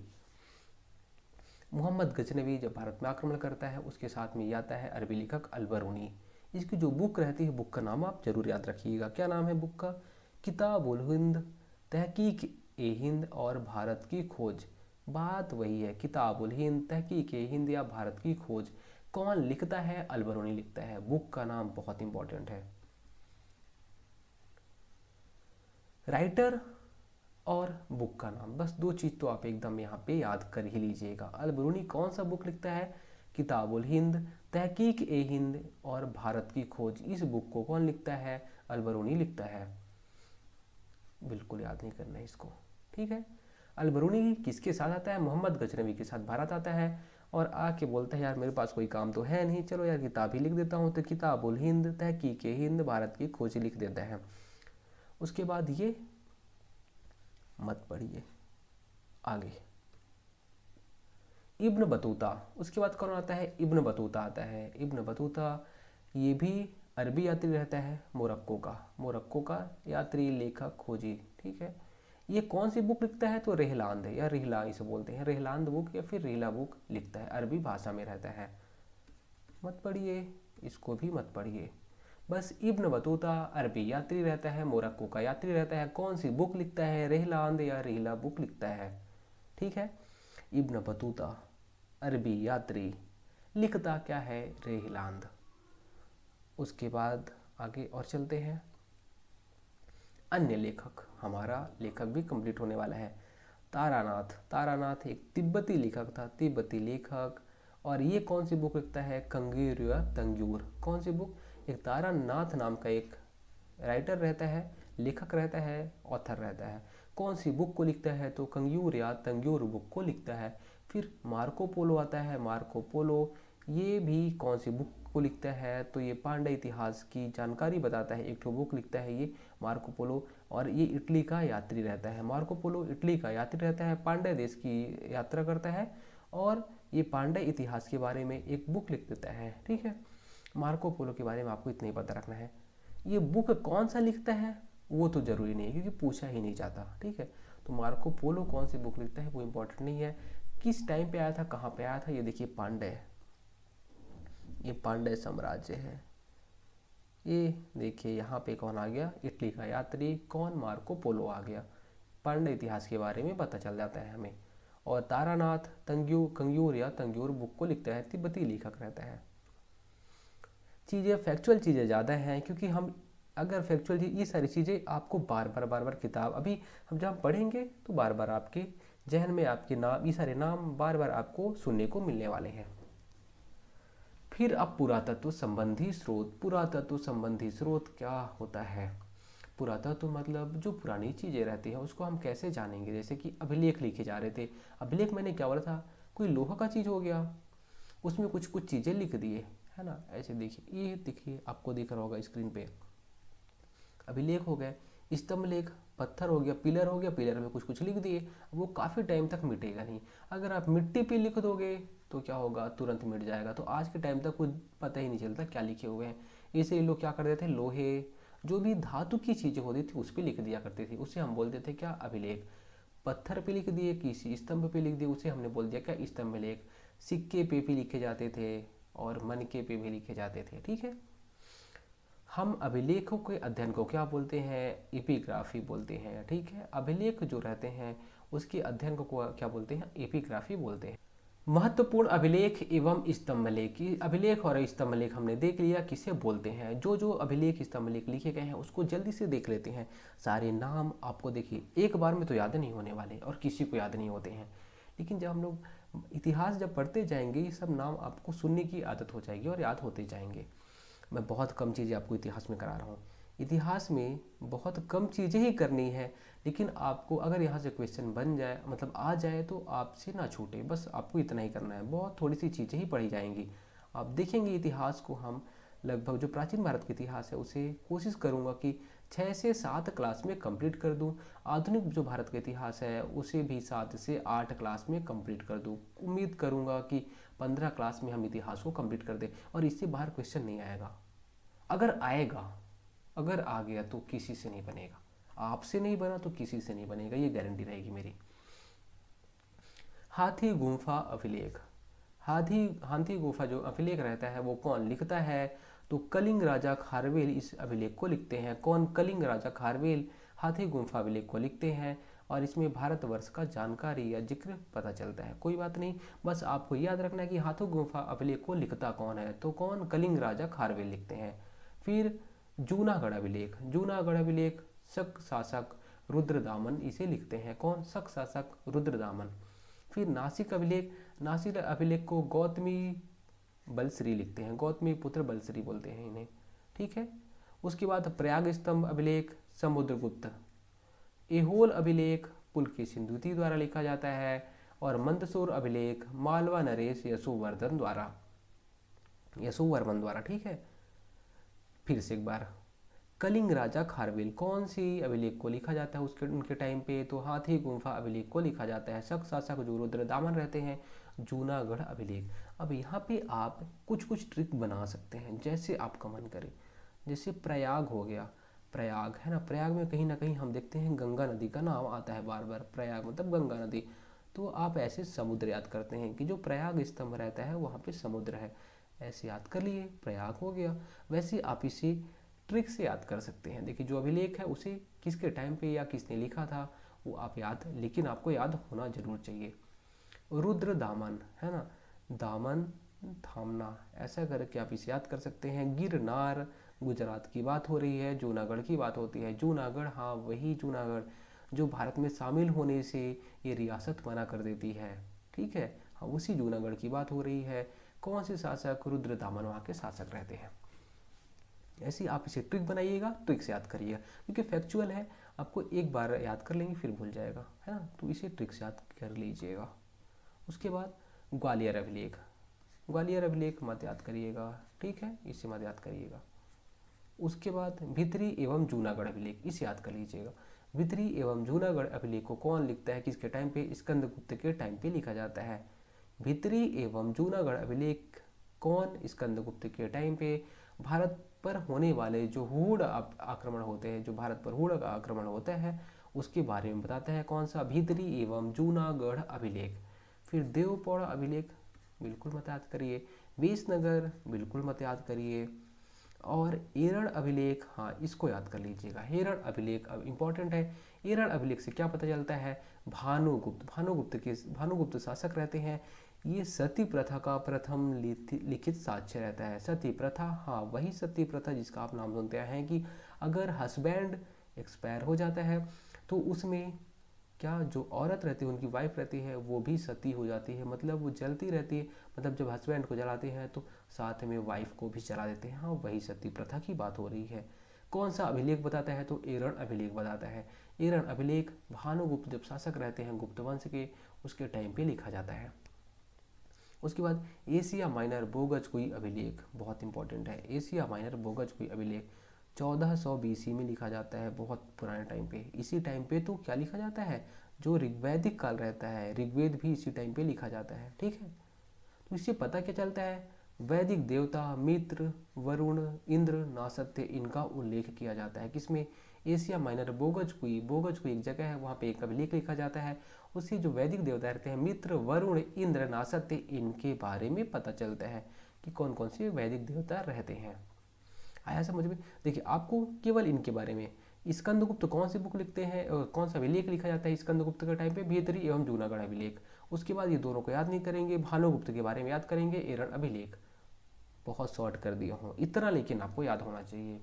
क्वेश्चन यहीं से आएगा, इससे बाहर नहीं आएगा। ये सारे देखिए चित्र देख लीजिएगा आप, आपको मैं PDF दे दूंगा, देख लीजिएगा अच्छे से। अब हम बात करते हैं सिक्के, लास्ट है ना, सिक्के के बारे में। प्राचीनतम सिक्के, जिसे हम क्या बोलते थे? आहत सिक्के बोलते थे, या कासार्पण बोलते थे, या फिर पंचमार्क सिक्के बोलते थे। प्राचीन सिक्के को क्या बोला जाता था? प्राचीनतम सिक्के को क्या बोला जाता था? प्राचीन काल में सिक्कों को क्या बोला जाता था? ऐसे एग्जाम में क्वेश्चन बनता है। क्या बोलते थे? आहत सिक्के बोलते थे, कासार्पण बोलते थे, पंचमार्क बोलते थे, है ना। क्या क्या? पंचमार्क, कासार्पण और आहत सिक्के प्राचीनतम सिक्के को बोला जाता था। कैसे? जो धातु के सिक्के पर इन्हें कैसे इन्हें बनाया जाता था, जो सिक्के रहते, ये धातु हो गया। धातु पर आप अगर जोर से क्या कोई चीज़ को पीटोगे, उस पर निशान लगाओगे, थप्पा लगाओगे, तो उसमें एक शेप बन जाता है, ठीक है। वैसे ही थप्पा लगाकर बनाया जाता था कौन, प्राचीनतम सिक्के, है ना। देखिए आज के टाइम में भी ऐसा होता है कि जो धातु रहता है उसमें जो सिक्के हैं, सिक्के कैसे बनते होंगे बताइए, वो भी तो धातु रहता है, धातु पे ही तो वो थप्पा लगाया जाता है। वैसे उस टाइम पे भी होते थे आहत सिक्के, कासार्पण सिक्के और पंचमार्क सिक्के से बोला जाता, जो प्राचीन काल में सिक्के यूज किए जाते थे। सर्वप्रथम सिक्के, सिक्कों पर लेख, है ना। जब सिक्कों पर लेख मतलब कोई भी चीज़ को लिखना कब स्टार्ट हुआ, तो यवन शासक द्वारा। यवन जो शासक हुआ करते थे, यवन शासक, आप देखेंगे कि भारत में यवन शासक भी राज करते हैं। तो यवन शासकों ने सर्वप्रथम सिक्कों पर लेख लिखना या कोई भी चीज़ को लिखना स्टार्ट करते हैं कौन, यवन शासक। उसके बाद ये चीज़ें हैं आप बाद में पढ़ते रहेंगे। समुद्रगुप्त की वीणा बजाती हुई मुद्रा वाले सिक्के में उसके संगीत प्रेमी होने का प्रमाण मिलता है। अरिकमेडु पुदुचेरी के निकट रोमन सिक्के, जो अरिकमेडु एक जगह है, आपने पांडिचेरी नाम सुना होगा, उसके निकट में क्या मिलता है, रोमन सिक्के मिलते हैं। आपको याद क्या करना है इसमें से, देखिए इसमें सारी चीज़ें इंपॉर्टेंट है, अगर बोला जाए तो इस चीज़ का तो बाद में नाम आएगा। आपको याद क्या रखना है, सबसे पहले सिक्के यवन शासक जारी करते हैं, सिक्कों पर लेख। और प्राचीनतम सिक्के अगर बोला जाए तो उसे क्या बोलते थे, आहत सिक्के, कासार्पण सिक्के, पंचमार्क सिक्के। इस पेज में केवल आपको 2 से 3 चीज याद रखनी थी बस। ये देखिए पहले के टाइम पे रिलेशन कैसे थे, आज के टाइम पे भारत का पूरे विश्व में रिलेशन है, कहीं ना कहीं सबके साथ ही इसका संबंध है, व्यापारिक संबंध है, आर्थिक संबंध है, सारे संबंध है ना। तो उस टाइम पे क्या प्राचीन भारत में क्या किसी के साथ संबंध था दूसरे देशों के साथ, हाँ था। सबसे पहले अगर बोला जाए तो वर्मा, हाँ वही पड़ोसी देश। ये देखिए ये हो गया इंडिया, हमारा इंडिया का नॉर्थ ईस्ट वाला पोर्शन, उत्तर पूर्व वाला क्षेत्र, और ये हो गया वर्मा। और वर्मा से ही तो कौन, जो शरणार्थी आते हैं, है ना। शरणार्थी के बारे में आपने सुना होगा कि वर्मा के लोग भगा देते हैं, जो वहाँ की यांग सांग सूची, क्या तो कुछ नाम रहता है, मुझे अच्छे से नाम याद नहीं आ रहा है ना। तो एक वर्मा की ही शायद प्रेसिडेंट या कुछ तो थी वो, तो वहाँ से कुछ यहाँ पे वर्मा में क्या है, ज़्यादातर बौद्ध लोग हैं, तो फिर ये मुस्लिम लोग को भगा देते हैं, जिससे हम बोलते हैं रोहिंग्या शरणार्थी या रोहिंग्या मुस्लिम शरणार्थी। तो ये कुछ कुछ बंगाल में चले जाते हैं, बांग्लादेश में चले जाते हैं, बंगाल में चले जाते हैं, ये इंडिया में आते हैं, फिर इंडिया से बहुत सारे जगह चले जाते हैं, बहुत सारे राज्य में चले जाते हैं। तो यही शरणार्थी कहाँ से, यही म्यांमार से आते हैं। तो भारत के साथ सबसे पहले कौन से देश का रिलेशन रहता है या संबंध रहता है, तो किसके साथ, म्यांमार के साथ में। बस इस पेज में केवल आपको एक ही चीज़ याद रखनी है। उसके बाद प्रागैतिहासिक काल, इसके बारे में हमने वैसे बात कर चुका है क्लास नंबर 10 में, लेकिन क्लास नंबर 10 को मैंने प्राइवेट कर दिया है। क्यों, क्योंकि उसमें लोगों को वॉइस प्रॉब्लम आ रही थी, कई लोगों ने बोला कि सर थोड़ा सा वॉइस कम है, तो उसको हम वहाँ पे उसको प्राइवेट कर दिए हैं, वो आपको नहीं दिखेगा। अब देखिए प्राइवेट कर दिए हैं, अब आपको यहाँ पे वो चीज़ें समझ में आ जाएंगी, वही चीज़ों को हम जल्दी से पढ़ लेंगे। प्रागैतिहासिक काल, लेखन के आधार पे हमने क्या देखा था, प्रागैतिहासिक काल होता है आदि इतिहास को हम 3 भागों में डिवाइड करते हैं, प्रागैतिहासिक काल, आदिऐतिहासिक काल और ऐतिहासिक काल। प्रागैतिहासिक काल में लोग लिखना ही नहीं जानते, तो पढ़ेंगे क्या, ठीक है। आदिऐतिहासिक काल में लिखना तो जानते हैं, लेकिन उसे पढ़ ही नहीं पाते हम लोग, लिख लिए हैं लेकिन हम आज तक पढ़ ही नहीं पाए हैं। और ऐतिहासिक काल में लिख भी लेते हैं, पढ़े भी हैं, जैसे कि हम वैदिक काल, जो वैदिक ग्रंथ हो गए, ऋग्वेद हो गए, महाभारत हो गई, सारी चीज़ें ऐतिहासिक काल में ही लिखी जाती हैं। अब देखिए तो लेखन कला, उस टाइम पे लेखन कला आता ही नहीं था लोगों को, उस टाइम पे उसे बोलते थे हम लोग पाषाण काल या पत्थरों का काल। सब कुछ पत्थर पे ही होता था, पत्थर से ही शिकार किए, पत्थर से ही मारे, फिर वहीं पे लेटे, वहीं पे रहे, है ना। तो सब कुछ पत्थरों का काल रहता है। फिर आद्य ऐतिहासिक काल आता है, इसमें हम लिखे तो है, इसमें जो उस टाइम पे लोग लिखे तो रहते हैं, लेकिन आज अगर हम पढ़ने की कोशिश करते हैं तो पढ़ ही नहीं पा रहे हैं। इसमें कौन सी सभ्यता आती है, तो सिंधु घाटी सभ्यता आती है, किसमें, आद्य ऐतिहासिक काल में आती है। आप जब छत्तीसगढ़ के इतिहास पढ़ते होंगे तो आपने नाम सुना होगा आद्य ऐतिहासिक, लेकिन आज तक आपको यही समझ नहीं आया होगा कि आद्य ऐतिहासिक होता क्या है। समझ लीजिए यहाँ पे आद्य ऐतिहासिक मतलब उस टाइम पे लोग लिखे थे लेकिन आज तक हम पढ़ नहीं पाए हैं। और आदि ऐतिहासिक का साक्ष्य हमारे छत्तीसगढ़ में नहीं मिलता है। मिलता है क्या? नहीं मिलता है। उसके बाद ऐतिहासिक काल। ऐतिहासिक काल में देखेंगे, पढ़ना और लिखना जानते थे। वैदिक काल में जो महाभारत, वेद, ये सारी चीज़ें लिखी जाती हैं उसे हम जानते हैं कि वो ऐतिहासिक काल की हैं। आगे साक्ष्य। देखिए, सबसे पहले ज्ञानी मानव जिसे हम बोलते हैं होमोसेपियंस का प्रवेश होता है इस धरती पर। हो, ये तो आपको पता ही होगा, आपने बोलता भी होगा कि देख यार तू बंदर जैसे दिख रहा है, होमोसेपियंस जैसे दिख रहा है। भारत का सब प्राचीनतम मानवाभ कवि कौन रहता है? बिल्कुल याद नहीं रखना है आपको, इसको याद ही नहीं रखना है। उसके बाद हाँ, ये याद रखना है, भारत में मनुष्य का प्रथम प्रमाण। भारत में मनुष्य का प्रथम प्रमाण कहाँ पे मिलता है? नर्मदा घाटी। कहाँ पे? नर्मदा घाटी में। नर्मदा घाटी कहाँ? देखिए, एमपी में है। नर्मदा का उद्गम कहाँ होता है? अमरकंटक से होता है। अमरकंटक, अगर आप बिलासपुर जाएंगे, बिलासपुर से थोड़ी सी, बिलासपुर गुरेला पेंड्रा मरवाही, फिर आप वहाँ पे थोड़ा, वहीं से थोड़ी सी दूर में है अमरकंटक, है ना। अमरकंटक जाइए, वहीं से नर्मदा नदी का उद्गम होता है। एक चीज़ और आपको याद रखनी है कि रॉबर्ट ब्रूस फूड ये क्या करते हैं? भारत में पूरा पाषाणकालीन औजारों की खोज करते हैं। क्या? भारत में जो पूरा पाषाण काल के औजार रहते हैं उनकी खोज करते हैं रॉबर्ट ब्रूस फूड। उसके बाद ये दोनों चीज़ें, इसको मत याद करिएगा, इसको बिल्कुल भी याद नहीं करना है। भारत का प्राचीनतम नगर, इसको याद कर लीजिएगा। क्या बोलते हैं, किसे बोलते हैं? मोहनजोदड़ो को। मोहनजोदड़ो, हाँ, जब हम लोग सिंधु घाटी सभ्यता पढ़ेंगे तो मोहनजोदड़ो का नाम आएगा। सिंधु घाटी सभ्यता में मोहनजोदड़ो का बार बार नाम आएगा, है ना। मोहनजोदड़ो जिसे हम क्या बोलते थे? मृतकों का टीला बोला जाता था। मोहनजोदड़ो को मृतकों का टीला बोला जाता था। तो आपको इसमें से 2-3 चीज़ें याद रखनी है। क्या क्या? साक्ष्य कि ज्ञानी मानव या होमोसेपियंस पहले इस धरती पे आते हैं। वही पहले क्या, लंगूर बंगूर ऐसे टाइप के दिखते रहते हैं, हम लोग भी वैसे ही रहते हैं। फिर धीरे धीरे धीरे हम लोग इस शेप में आते हैं जैसे आज आप और हम दिख रहे हैं। मनुष्य, भारत में मनुष्य का प्रथम प्रमाण, भारत की बात हो रही है, विश्व की बात नहीं हो रही है, तो भारत में नर्मदा घाटी में मनुष्य का प्रथम प्रमाण मिलता है, साक्ष्य मिलता है कि यहाँ पे मनुष्य रहते थे। रॉबर्ट ब्रूस फूड ये क्या करते हैं? पूरा पाषाणकालीन जो औजार रहते हैं वो खोज करते हैं भारत में। और भारत का प्राचीनतम नगर मोहनजोदड़ो। आगे उसके बाद पाषाण काल की बात कर लेते हैं, थोड़ा सा बचा है, उसके बाद क्लास को एंड करेंगे। पाषाण काल 3 भाग में डिवाइड करते हैं, पूरा पाषाण काल, मध्य पाषाण काल और नव पाषाण काल। कितने भाग में? पाषाण काल को पूरा पाषाण काल, मध्य पाषाण काल और नव पाषाण काल को में डिवाइड कर देते हैं। आपके एग्जाम में क्वेश्चन क्या बनता है, क्या पूछेगा कि पूरा पाषाण काल में किसकी खोज हुई, नव पाषाण काल में किसकी खोज हुई? भाई यही सब पूछता है। पूरा पाषाण काल में लोग कैसे करेंगे? जानवरों को मारेंगे और खाना बनाएंगे, उन्हीं को खा लेंगे। और आग का आविष्कार कब होता है? पूरा पाषाण काल में होता है। आग का आविष्कार पूरा पाषाण काल में हो जाता है। और उस टाइम पे लोग जानवरों को मार के खा जाते थे, बस इतना ही इनके पास काम था और दूसरा काम ये करते ही नहीं थे। मध्य पाषाण में कोई इंपॉर्टेंट चीज़ आपको याद नहीं रखनी है। और नव पाषाण काल में आपको याद रखना है कि पहिए का आविष्कार हो जाता है। लोग चलो यार चलते हैं, आज बैलगाड़ी बना लिए, चलना चालू कर देते हैं। कृषि का आविष्कार हो जाता है। कृषि का आविष्कार, पहिए का आविष्कार, स्थायी रूप से एक जगह रहने लग जाते हैं। और पहला ये पशुपालन भी करने लग जाते हैं, मतलब ये पशुपालन भी स्टार्ट कर देते हैं। कुत्ता प्रथम पालतू जानवर रहता है।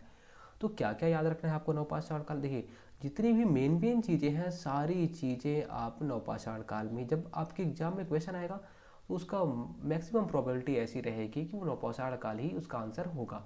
लेकिन पूरा पाषाण काल में आपको याद रखना है कि आग का आविष्कार हुआ है। बाकी जितनी भी चीज़ें आविष्कार हुई हैं कब हुई हैं? नवपाषाण काल में हुई हैं। पहिए का आविष्कार, कृषि का आविष्कार, स्थायी निवास, मतलब एक जगह पे लोग रहना चालू कर दिए। नहीं तो पहले क्या करते, यहाँ पे जाके एक जानवर को मारे खाए, फिर उसके बाद दूसरे जानवर को मारने के लिए उसकी तलाश में आगे निकल गए। बस यही इनका जीवन यापन करने का साधन था।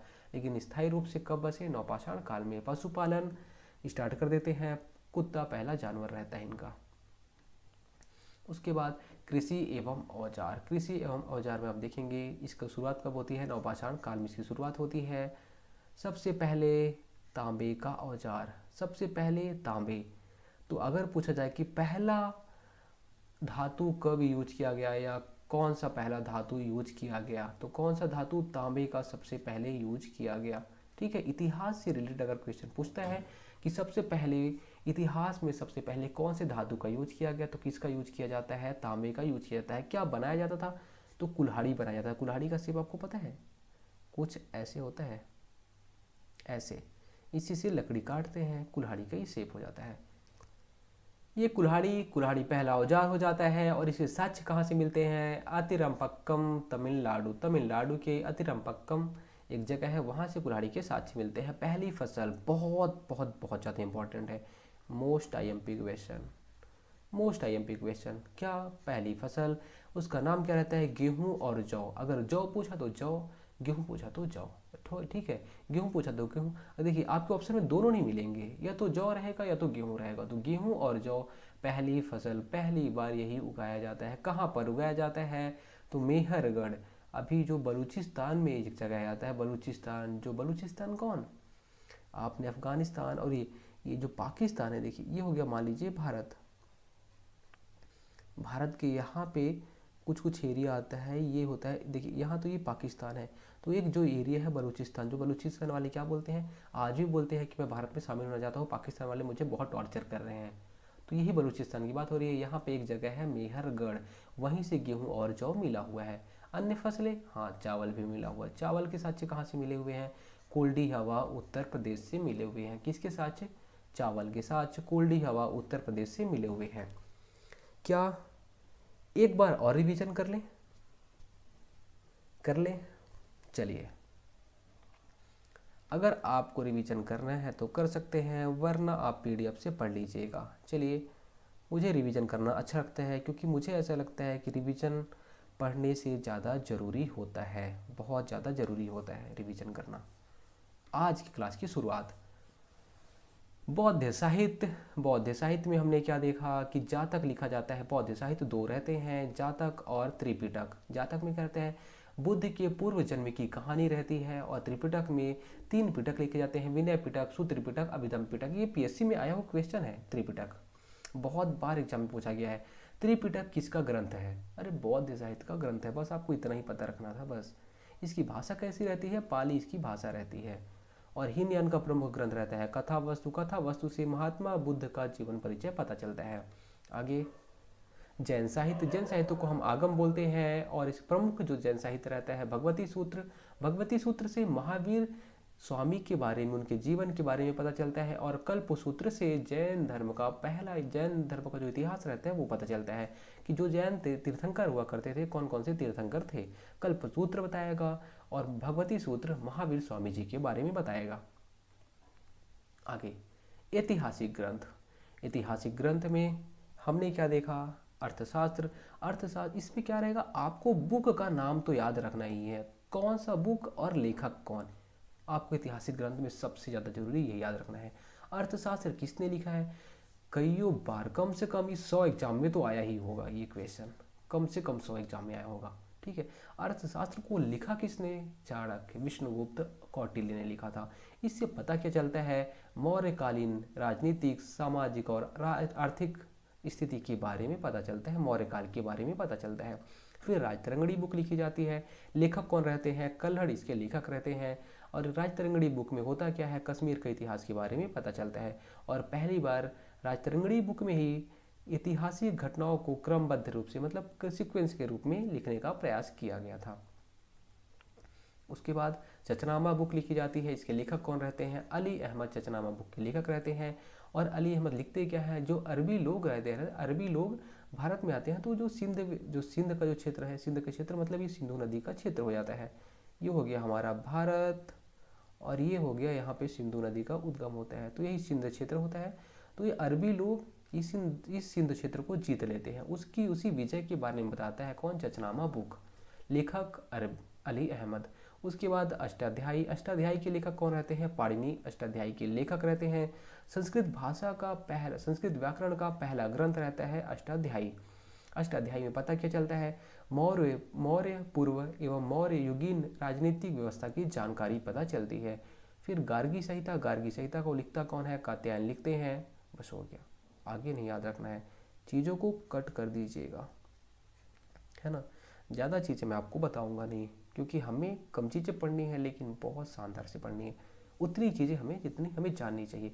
महाभाष्य के लेखक पुष्यमित्र शुंग के पुरोहित पतंजलि महाभाष्य बुक के लेखक रहते हैं। इससे पता क्या चलता है, शुंग के पुरोहित है तो कहीं ना कहीं शुंग वंशों की जानकारी के बारे में बताएंगे। आगे विदेशी यात्रियों का विवरण। यूनानी यात्री आते हैं, चीनी लेखक आते हैं, अरबी लेखक रहते हैं, अन्य लेखक भी जो जो आते हैं उनके बारे में।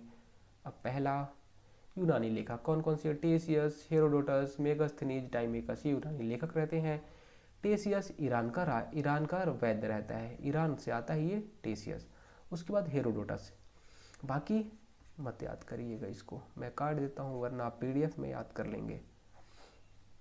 हेरोडोटस, हेरोडोटस का काम क्या रहता है? ये एक यूनानी लेखक रहता है। हेरोडोटस एक यूनानी लेखक है, इसे इतिहास का पिता कहा जाता है और इसकी पुस्तक हिस्टोरिका है। इसकी हेरोडोटस इतिहास का पिता कहा जाता है, हेरोडोटस को यूनानी लेखक रहता है। और ये कौन सी बुक लिखता है? तो हिस्टोरिका बुक लिखता है ये। आगे मेगास्थनीज, मेगास्थनीज किसका राजदूत रहता है? तो ये आपको इंपॉर्टेंट है, आपको याद रखना चाहिए कि इसका सेलुकस निकेटर का राजदूत रहता है। कौन? मेगास्थनीज। कौन सी बुक लिखता है? बहुत इंपॉर्टेंट बुक है यार ये। कौन सी book? India book. India book के लेखक मेगास्थनीज रहते हैं। इस बुक से जानकारी क्या मिलती है? मौर्यकालीन व्यवस्था की जानकारी मिलती है। ये देखिए, आप देख रहे हैं क्या मेगास्थनीज को? ये है हमारे मेगास्थनीज जी, इंडिका बुक लिखने वाले। आज के टाइम में अगर ऐसा कोई घूमेगा, कोई रहेगा तो क्या बोलोगे? आप बोलोगे पागल है क्या ये? लेकिन उस टाइम पे ऐसे लोग रहते थे जो कि बुक लिख दिया करते थे। आज हम उन सारी बुक के बारे में पढ़ रहे हैं। फिर डाईमेकस, डाईमेकस बिंदुसार के दरबार में आया था। बस आपको इतना याद रखना, क्या जो डाईमेकस था वो बिंदुसार के दरबार में आया था। डायनोसियस जो था वो अशोक के दरबार में आया था। डाईमेकस बिंदुसार, डायनोसियस अशोक के दरबार में। टॉलमी भारत का भूगोल नामक बुक लिखता है। प्लिनी नेचुरल हिस्ट्री बुक लिखता है। नेचुरल हिस्ट्री की बुक लिख रही है, मतलब कहीं ना कहीं नेचुरल चीज़ें, वनस्पति जीवों के बारे में जानकारी पता चलती है। कौन लिखता है? प्लिनी लिखता है। फिर पेरिप्लस ऑफ द इरिथ्रियन सी, इसकी जानकारी अभी इसके जो लेखक रहते हैं उसके बारे में जानकारी हमें पता नहीं है, लेकिन सी है मतलब समुद्र की बात हो रही है तो भारतीय बंदरगाहों की जानकारी हमें पता चलती है। उसके बाद आगे, उसके बाद रहते हैं चीनी लेखक। चीनी लेखक में देखेंगे आप कौन कौन से? फाहियान, सयुगन, वेनसोंग, ये सारे चीनी लेखक आते हैं। फाहियान पहला चीनी लेखक रहता है, पहला चीनी यात्री रहता है। पहला चीनी यात्री जो कि भारत आता है किसके टाइम पे आता है? तो गुप्त राजा चंद्रगुप्त द्वितीय, चंद्रगुप्त द्वितीय आपको याद रखना है। चंद्रगुप्त द्वितीय के टाइम पे पहला चीनी यात्री आता है। उसका नाम क्या रहता है? फाहियान उसका नाम रहता है। और जानकारी क्या पता चलती है? गुप्त काल की जानकारी। देखिए, चंद्रगुप्त के टाइम पे आएगा मतलब गुप्त साम्राज्य के टाइम पे आएगा, और जानकारी किसकी बताएगा? गुप्त काल की तो जानकारी बताएगा ये। और ये मध्यकाल की समाज और संस्कृति के बारे में बताता है।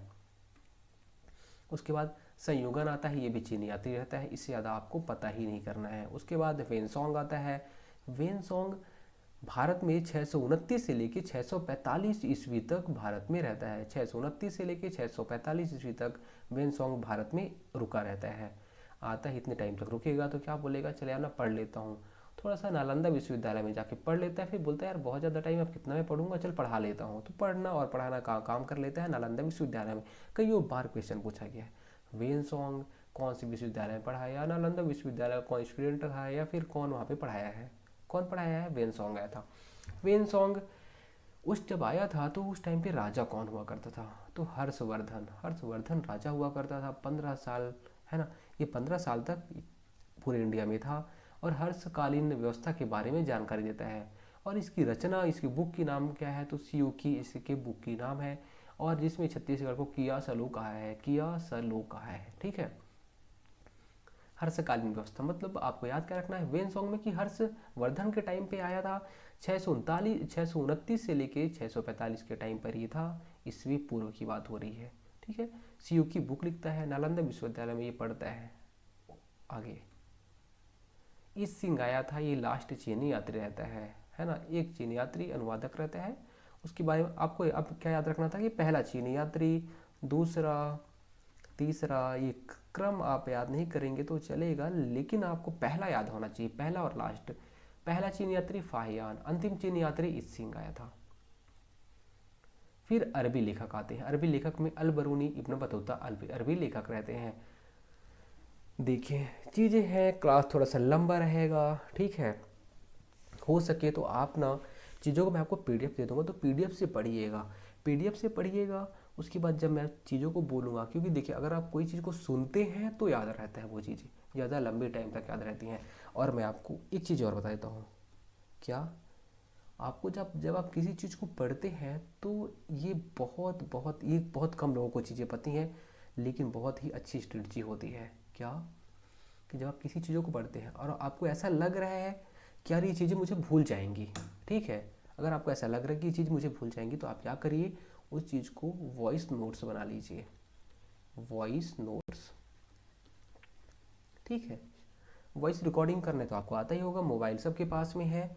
वॉइस नोट्स बना लीजिए। जैसे कि अगर मैं आपको ये बोल रहा हूँ कि हाँ ये जो बुक है, बुक और राइटर, ठीक है, बुक और राइटर, अब आपको एक बार में याद हो नहीं रहा है, कोई बात नहीं, याद नहीं हो रहा है, आप क्या करिए, बुक और राइटर का नाम, जैसे अलबरूनी, अलबरूनी कौन से बुक को लिखा है, किताबुल हिंद, तहकीक हिंद, भारत की खोज। तो आप ऐसे ही मोबाइल को रिकॉर्डर ऑन करिए और इसको रिकॉर्ड कर लीजिए, ठीक है, जब आप पढ़ रहे हैं तो। फिर आगे दूसरा जब पीडीएफ निकालेंगे, पीडीएफ में जो भी चीज़ें लिखी हुई हैं उसको आप ऐसे 10 से 15 मिनट में आप पूरा पीडीएफ को लिख लेंगे और रिकॉर्ड कर लेंगे, ठीक है, रिकॉर्ड कर लेंगे। फिर आप उसे 1 दिन 2 दिन बाद फिर से उसे आप ईयरफोन लगाइएगा, बिंदास सुन लीजिएगा। आप बोले रहोगे तो आपको बहुत टाइम तक याद रहेगा। आज भी मुझे 6 से 7 साल पुरानी चीज़ें याद हैं, 6 से 7 साल पुरानी चीज़ें ऐसी ही मैं याद करता था। ये नोट्स, ये सारी जो चीज़ें हैं बहुत जल्दी भूलती नहीं है, ठीक है, तो आप ऐसे कर सकते हैं। देखिए अल बरूनी आता है, अरबी लेखक रहता है, महमूद गजनवी के टाइम पे आता है, कौन सी बुक लिखता है, किताबुल हिंद, तहकीक हिंद, भारत की खोज बुक को लिखता है ये। बस इसके बारे में इतना ही हमें पता करना था। आगे इब्न बतूता आता है, ये भी अरबी यात्री रहता है, मोरक्को से आया रहता है, कौन सा बुक लिखता है, तो रिहला, रिहला या फिर इसका कहीं कहीं पे नाम रहता है रेहलान, है ना, रेहला, ऐसे ये बुक का नाम रहता है, अरबी भाषा में लिखी जाती है। बस हो गया, इतना ही याद रखना है। फिर अन्य लेखक तारानाथ आता है, तिब्बती लेखक रहता है, कौन सी बुक लिखता है, तो कंग्यूर या तंग्यूर बुक लिखता है। और मार्को पोलो एक इटली यात्री रहता है, इटली का यात्री रहता है ये। पांडे, जो पांडे, यहाँ पे साउथ की बात हो रही है, साउथ इंडिया की बात हो रही है, तो साउथ इंडिया में पांडे जब जब देखिए चोल, चेरा और पांडे इन लोग का साम्राज्य चलता रहता है, तो पांडे साम्राज्य में ये जाता है, कौन, इटली यात्री मार्को पोलो, और वहाँ के इतिहास के बारे में लिखता है। फिर उसके बाद पुरातत्व संबंधी साक्ष्य, स्रोत, अभिलेख, अभिलेख धातुओं पे बनाए जाते थे, इसे बोलते हैं हम लोग एपिग्राफी, इसके अभिलेखों के अध्ययन को एपिग्राफी बोलते हैं। स्तंभ लेख, पत्थर पे, स्तंभों पे बनाए जाते हैं, लिखे जाते हैं। सिक्के एवं अन्य, है ना, सिक्कों के बारे में हम बाद में देखेंगे। उसके जो अभिलेख रहते हैं मेन हाथी गुम्फा अभिलेख, कलिंग राजा खारवेल के टाइम पे लिखा जाता है, भारतवर्ष का जिक्र रहता है इसमें। जूनागढ़ अभिलेख शक शासक रुद्र दामन द्वारा लिखा जाता है। फिर नासिक अभिलेख गौतमी पुत्र वल्सरी द्वारा ये लिखा जाता है। फिर प्रयाग स्तंभ लेख समुद्रगुप्त द्वारा लिखा जाता है। एहोर अभिलेख पुलकेशिन द्वितीय द्वारा, और मंदसौर अभिलेख मालवा नरेश यशोवर्मन द्वारा लिखा जाता है। फैक्चुअल चीज़ें इसमें थोड़ा ज़्यादा है, तो आप इसको हल्का सा ट्रिक बना लीजिएगा। उसके बाद और आगे सिक्के एवं अन्य, सिक्के एवं अन्य में देखते हैं प्राचीनतम सिक्के, जिसे क्या बोला जाता था, आहत सिक्के, कासार्पण सिक्के या पंचमार्ग सिक्के बोला जाता था। धातु के टुकड़े पे थप्पा लगाया जाता था जब गर्म करके, या फिर आप अगर जब प्रेशर दोगे तो ये देखिए यहाँ पे आपको चित्र भी दिखेगा, देखिए यहाँ पे ओम लिखा हुआ दिख रहा है, ये देखिए ओम लिखा हुआ है।